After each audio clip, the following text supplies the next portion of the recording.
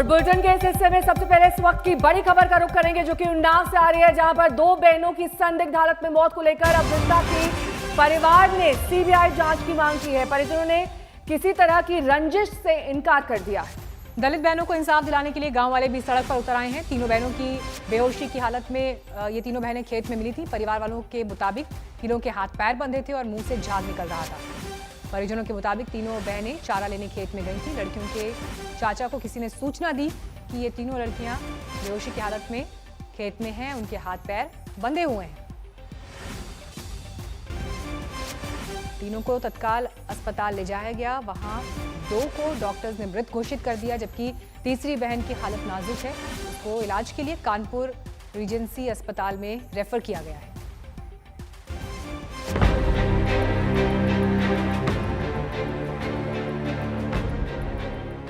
उन्नाव में सन्न कर देने वाली घटना। खेत में हाथ पैर बंधी मिली लड़कियां। दो नाबालिग लड़कियों की संदिग्ध मौत। जिंदगी की जंग लड़ रही एक लड़की। आखिर क्या है उन्नाव की ये मौत मिस्ट्री? उन्नाव एक बार फिर से सन्न है। किसी को समझ नहीं आ रहा ये क्या हो गया। तीन बहनें खेत में मिली, हाथ पैर बंधे थे, मुंह से झाग निकल रहा था, हालत गंभीर थी। उम्र भी महज 13 साल, 16 साल और 17 साल। दो बहनों की मौत हो गई, तीसरी की हालत गंभीर है। अस्पताल में जिंदगी और मौत के बीच झूल रही है। खबर उन्नाव के असोहा थाने की है। बबूरा गांव में कल रात खेतों में तीन बहनें बेहद ही गंभीर हालत में मिली।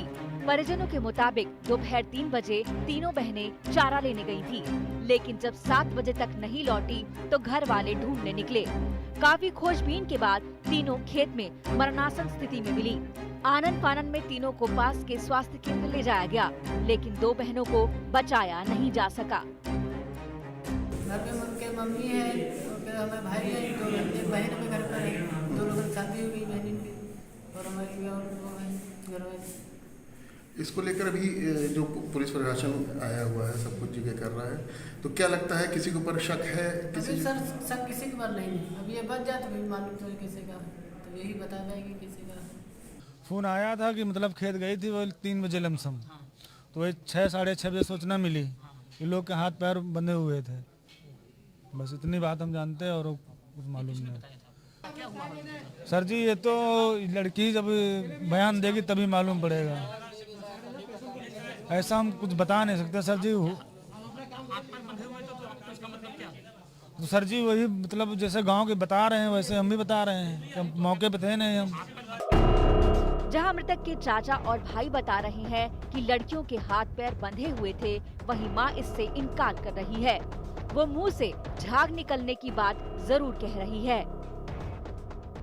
जब शाम को आपकी लड़की किस स्थिति में थी? आप वहाँ पे गई थी, लड़की आपकी किस स्थिति में थी?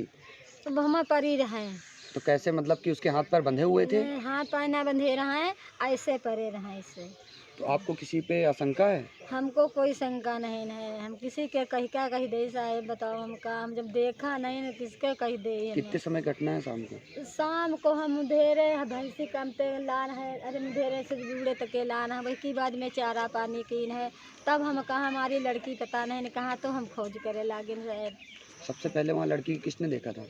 सबसे पहले लड़की जिसकी लड़की खत्म हो गई वो ने देखा पहले। फिर वही तो कोई जहर खाने की सूचना है कि जहर खाया है? अब हम जहर पहर का जाने का खाए नहीं का नहीं का, जब हमारे रहे हो तो कहीं तो खाए नहीं है। अब हम का जाने का खाए नहीं है। एक बेटी की हालत गंभीर है, जिसे पहले कानपुर के हैलेट अस्पताल में ले जाया गया, जहां हालत में सुधार न होने की वजह से एक प्राइवेट अस्पताल में शिफ्ट किया गया। जब यहाँ मरीज यहाँ पर आई है तो बिल्कुल गैस्पिंग में आई थी, उसकी सांस बिल्कुल उखड़ रही थी, मुंह से पूरा झाग आ रहा था, मुंह के अंदर पूरा सेक्रीशंस बहुत भरे हुए थे और उसकी प्यूपिल बिल्कुल कॉन्स्ट्रिक्टेड थी और कोई रिस्पॉन्ड नहीं कर रही थी, टोटली अनकॉन्शियस थी। और अभी भी हम लोग तब से उसको मैनेज कर रहे हैं, उसको पूरा ऑक्सीजन दिया जा रहा है। अभी इस समय जो उसकी स्थिति है उससे ऐसा लग रहा है उसका ब्रेन का थोड़ा डैमेज हो गया है एनोक्सिया में गई है मरीज। तो क्रिटिकली इल है, बचने की उम्मीद इस समय बहुत ज़्यादा नहीं है। दलित बेटियों की संदिग्ध मौत की खबर मिलते ही कानपुर से लखनऊ तक प्रशासन हरकत में आ गया। एसपी, एडीजी से लेकर आईजी तक तमाम बड़े अधिकारी मौके पर पहुंचे। डीएम ने देर रात परिजनों से मुलाकात की। गांव में भारी पुलिस बल की तैनाती की गई। इसमें अभी तक जो छानबीन और सब लोगों के प्रत्यक्षदर्शियों के जो बयान लिए गए हैं उसके आधार पे और जो डॉक्टर के ओपिनियन है उसके आधार पे कुछ घटनास्थल पे काफ़ी झाग पड़ा हुआ पाया गया है। तो प्राइमा फेसी पॉइजनिंग के भी कुछ सिम्टम्स है और अन्य घटनास्थल को रिकंस्ट्रक्ट करके साक्ष्य को संकलित करते हुए और सभी के बयान लेते हुए घटना के अनावरण हेतु घटना के बारे में पूरी जानकारी करके इसको पूरा रिकंस्ट्रक्ट करने की कोशिश की जा रही है। उन्नाव कांड 1 से सबक लेते हुए प्रशासन कोई कोर कसर नहीं छोड़ना चाहती है। जांच के लिए 6 टीमें बनाई गई हैं। जांच जारी है, लेकिन सवाल कई हैं। मसलन तीनों दलित नाबालिग बहनों के साथ क्या।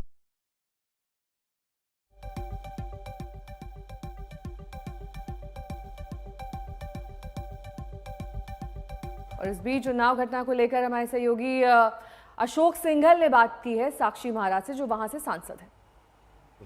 उन्नाव में 2 युवतियों के शव मिले हैं और तीसरी की हालत गंभीर बनी हुई है। बात करने के लिए हमारे साथ मौजूद हैं उन्नाव से बीजेपी सांसद साक्षी महाराज जी। साक्षी जी, क्या पूरा मामला है? क्योंकि कई तरह की चीज़ें आ रही हैं। 2 शव मिले, तीसरी हॉस्पिटल में जांच की जा रही है, मेडिकल टीम गठित कर दी गई।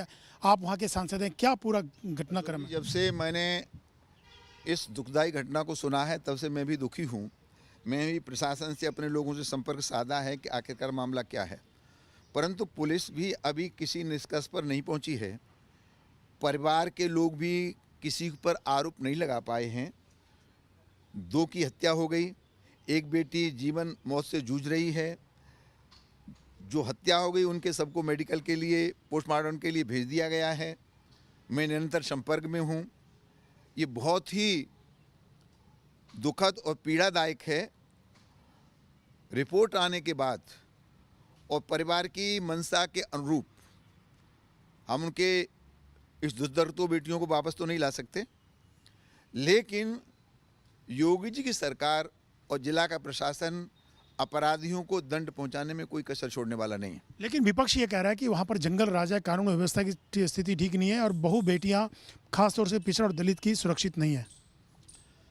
जंगल राज तो अशोक जी उस समय था जब रोज बलात्कार होते थे और कोई मुख्यमंत्री ये कहता था ये बच्चे हैं, गलती हो जाती है, हरकतें हो जाती हैं, इनको ज़्यादा संज्ञान लेने की आवश्यकता नहीं है। वो था जंगल राज।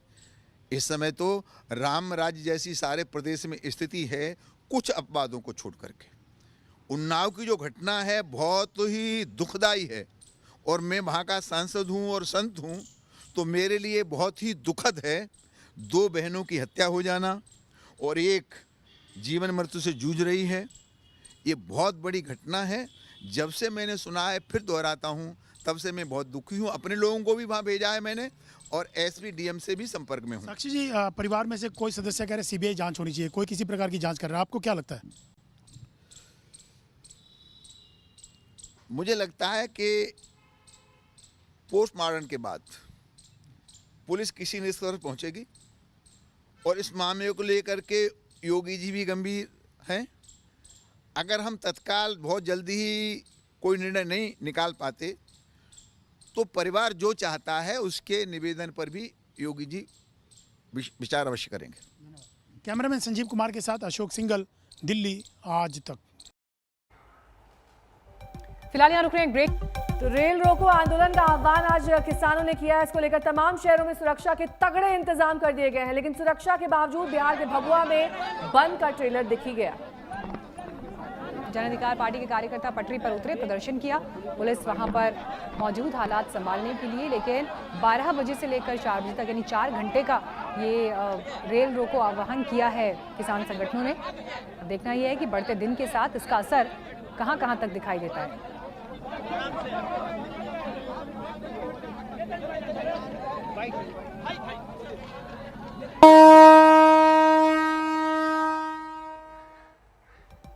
तो 1 और 11 में मेरे और मीनाक्षी के साथ अभी के लिए बस। नमस्कार, मैं हूं अंजना ओम कश्यप। हमें उम्मीद है ये वीडियो आपको पसंद आया होगा। लेटेस्ट खबरों के लिए यूं ही देखते रहिए आज तक, और इस वीडियो के पसंद आने पर लाइक, शेयर एंड सब्सक्राइब करना ना भूलें।